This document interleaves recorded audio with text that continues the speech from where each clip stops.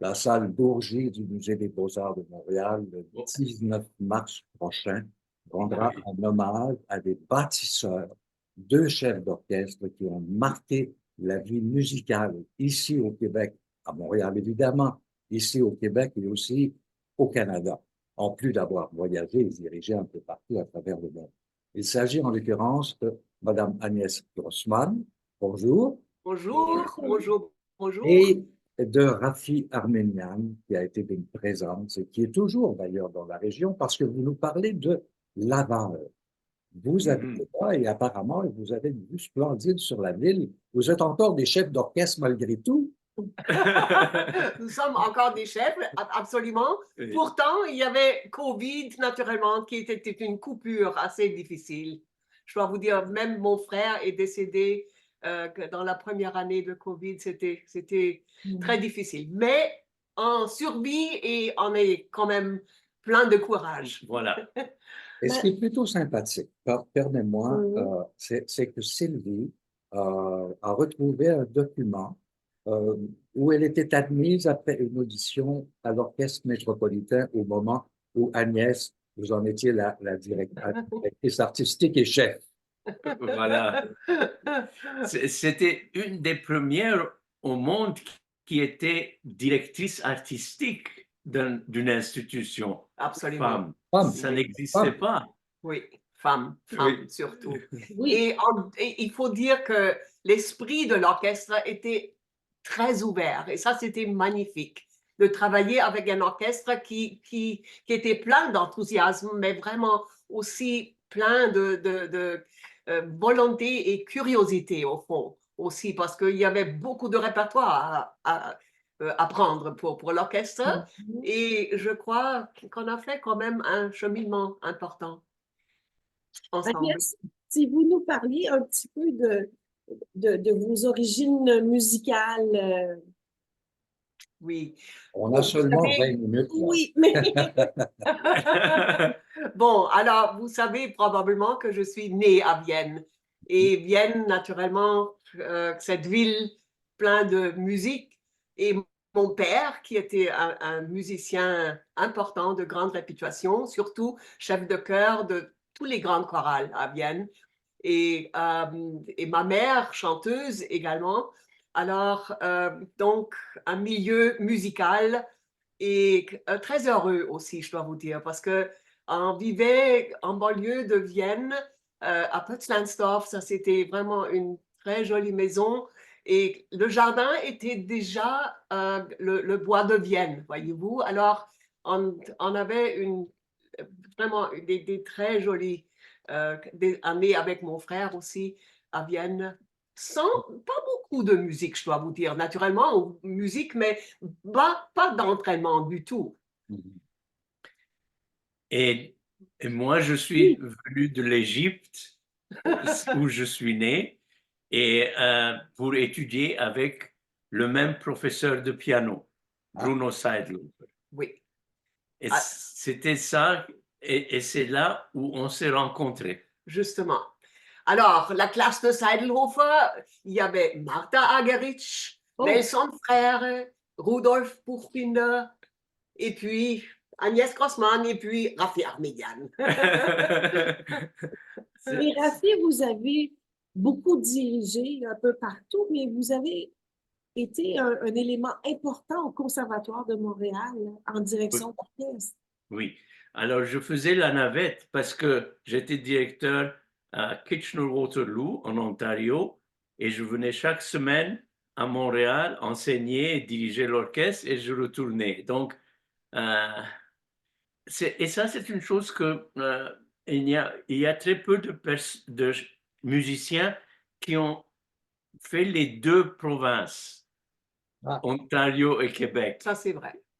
Et ça, c'est quelque chose de très spécial. D'ailleurs, quand j'étais avec l'Université de Toronto, j'ai fait un orchestre qui était et Université de Toronto et Conservatoire. Et on a fait une tournée euh, aux États-Unis même. Et c'était, je crois, la première fois où les deux euh, Province. euh, anglais, français étaient dans le même orchestre.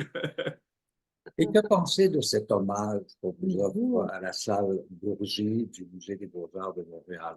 C'est arrivé comment? Le projet est né de quelle façon? C'est pas nous qui avons ce projet. Non, c'était une grande surprise et c'était quelque chose. On connaissait Olivier naturellement euh, comme pianiste et il a travaillé beaucoup. Euh, Avec moi, il a fait au conservatoire le concerto de Prokofiev et l'orchestre du conservatoire, le premier. Et avec moi, il était pianiste pour la préparation de Ariadne of Naxos à Orford. Superbe d'ailleurs, son travail. Oui. Et on était spécifiquement étonnés parce que je dois vous dire que pratiquement toutes les organisations pour lesquelles j'étais directeur artistique, n'ont même pas mentionné mon nom aujourd'hui. Alors, on était vraiment étonnés que, wow, on va faire un concert hommage. On était touchés. On était très touchés parce que c'est une chose assez qui difficile et on a une tendance en Amérique du Nord de ne pas aller trop en arrière et on va toujours en avant, ce qui est triste parce que d'une façon, il n'y a pas l'avant sans l'arrière. Exactement. Tout à fait, tout à fait. Au programme, il y aura des chanteurs. J'imagine que vous avez une idée vous avez vu le programme qui sera donné en votre honneur. On a Il y a vu. des chanteurs, il y a Aline Poutan, Aline Kimmy McLaren. Il y a aussi Van Armenian, Yeah. violoniste. Ça, c'est mon Oui. neveu. C'est un cousin. Ah! J'allais dire, c'est un cousin. Exactement. C'est mon neveu. Et ce qui est très intéressant, c'est que Kimmy McLaren était une élève de Marie Daveluy. Et Marie Daveluy était une élève de Ferdinand Grossman, mon père.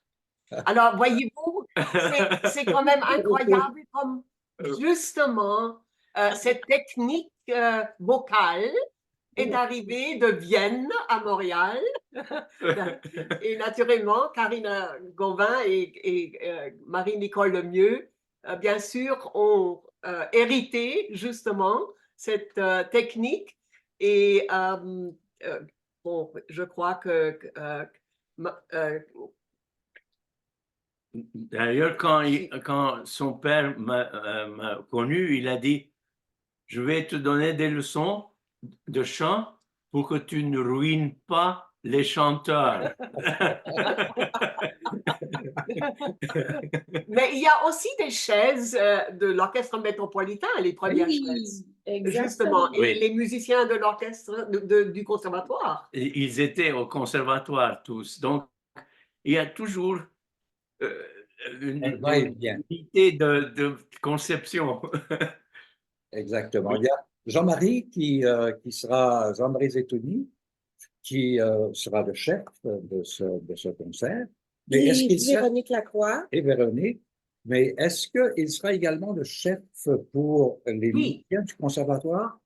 Oui, oui, oui, justement, il fait des arrangements oui. de plusieurs. Il a toujours été très habile dans ça. Il fait ça très bien. Oui, alors exactement. Il va faire, par exemple, le Morgen de Strauss. Il va faire un arrangement pour une petite formation de musiciens.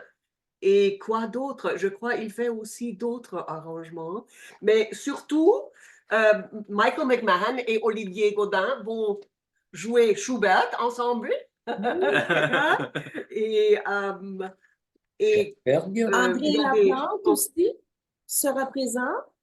André Laplante, André Laplante. exactement, va jouer avec les musiciens de l'orchestre métropolitain des premières chaises, le Schumann Quintet, exactement.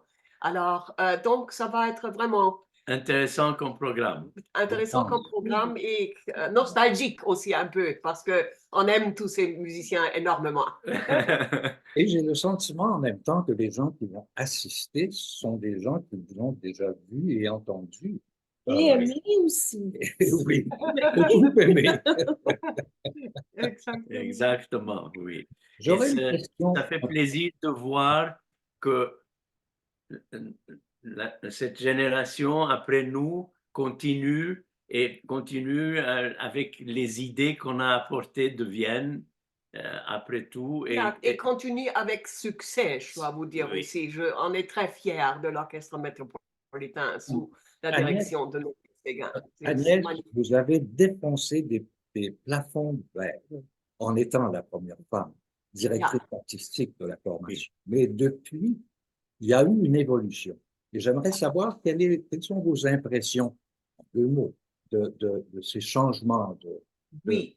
Alors, voyez-vous, encore en 1998, il n'y avait pas de femmes dans l'orchestre philharmonique de Vienne. Imaginez-vous, hein? Alors, on vient d'un temps où vraiment les hommes ont régné, au fond. Dominé. Oui. Dominé, exactement. Et peu à peu, finalement, je crois qu'on va avoir plusieurs femmes, heureusement, dans l'orchestre philharmonique, mais aussi dans l'orchestre symphonique de Vienne. Et certainement, je trouve qu'à Montréal et définitivement au Canada, l'esprit est beaucoup plus ouvert. Alors là, finalement, pourtant, toutes les positions que j'ai eues, j'étais la première femme. Alors, c'est quand même un travail de pionnier qui était ma vie. Mais je suis très contente qu'il y a autant de femmes chefs également qui commencent maintenant et qui font une grande carrière. Nathalie Stutzmann, je crois, elle fait un très beau travail. Et il y a certainement aussi des Québécoises qui continuent ce travail. Oui, et quand on regarde, on dit, oui, ces années où on a enseigné se sont bien passées et on a créé une école, au fond, qui est important et qui, j'espère, va continuer. Et non seulement j'espère, je vois déjà que ça continue magnifiquement bien. Il faut mentionner aussi, comme directrice du Centre d'art Offord, il était mon but d'avoir les grands musiciens du monde qui viennent enseigner, mais qui viennent aussi jouer. Et ça, je trouve très intéressant aussi pour Olivier Gaudin. Lui qui est associé avec le Musée des Beaux-Arts, lui qui fait venir les Québécois, mais je crois aussi les grands musiciens d'Europe. Alors, et en échange avec le musée, il y a des possibilités de programmation multidisciplinaire qui sont fascinantes. Oui. Il faut dire que les activités de la salle d'aujourd'hui sont, mais vraiment, il présente énormément de concerts à chaque année. Exactement. Mais il y a une demande pour ça. Et le goût de la musique, que ce soit là ou ailleurs, a été développé par vous deux, entre autres. Vous avez été des éléments clés dans la démocratisation de la musique. Ça, c'est tout à fait vrai. Et c'était le but de l'Orchestre métropolitain, vraiment de démocratiser la musique classique. Et je crois qu'on a fait quand même un bon travail dans ce sens-là.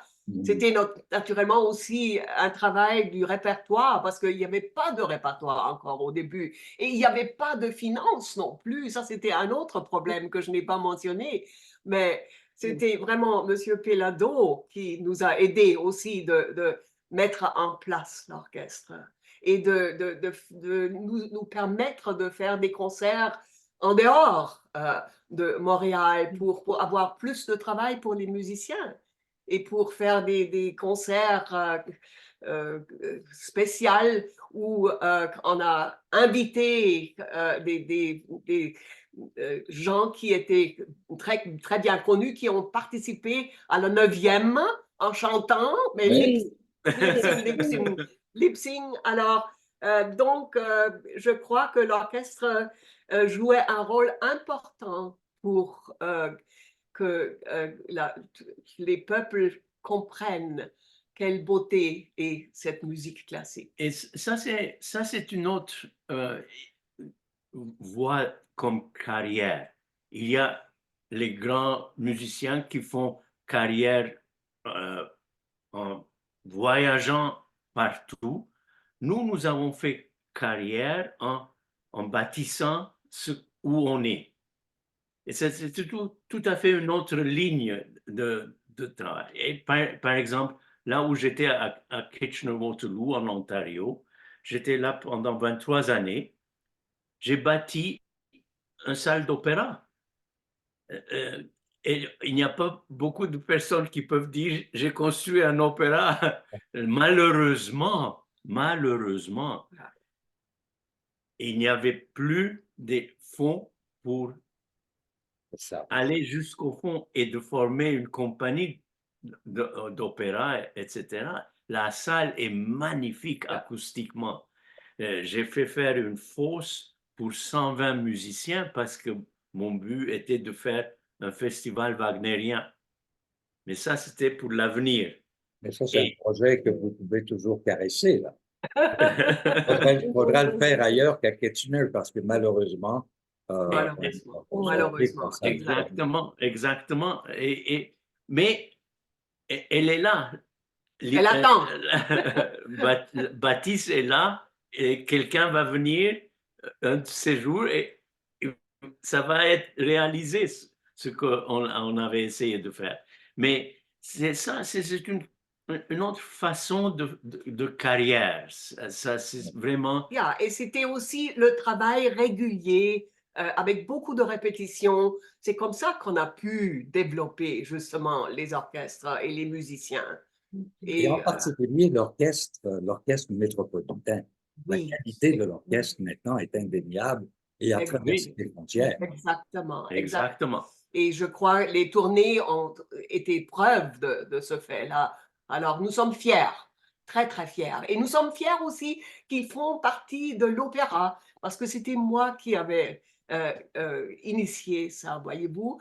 Et ça aide énormément pour la qualité de l'orchestre de jouer ces œuvres-là. Oui. Et maintenant, quels sont vos projets de vie? Est-ce que vous voyagez? Est-ce que... Bon, alors Covid, naturellement, était une rupture totale. Avant, j'étais souvent au Japon, Taïwan, etc. Maintenant, probablement l'année prochaine, on va recommencer de voyager, sauf que naturellement, il y a moins d'argent pour les arts un peu partout au monde. Donc, c'est devenu plus difficile.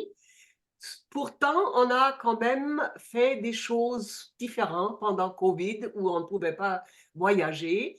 Moi, j'ai traduit un livre très important pour les jeunes musiciens, chefs d'orchestre, compositeurs.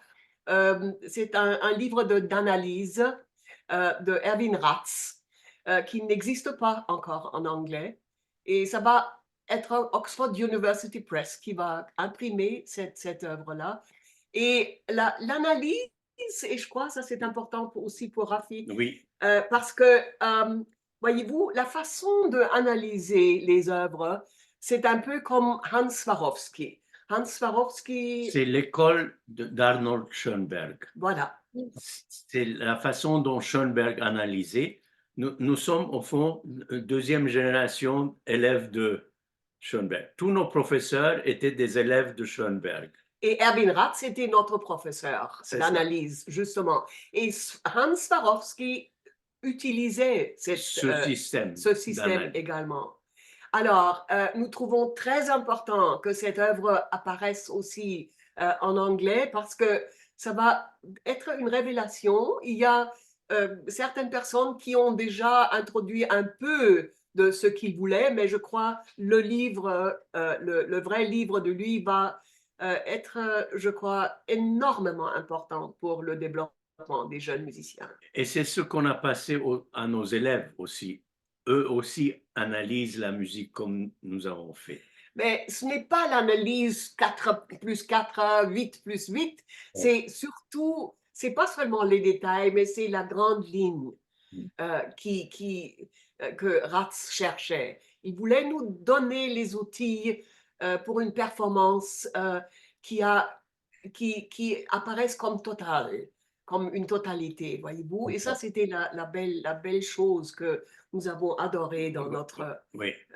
dans nos classes. Agnès, nous serons là le 19 à la salle Bourgie Merveilleux. pour vous applaudir, pour applaudir votre legs, parce que c'est un legs que vous nous laissez, et de vous rendre hommage à ce point-là, c'est tout à fait mérité. D'ailleurs, on aurait dû le faire il y a longtemps, mais il n'est jamais trop tard. Et nous sommes touchés et on vous remercie beaucoup. On est très touchés. Merci. Merci, Merci à merci, vous. Agnès.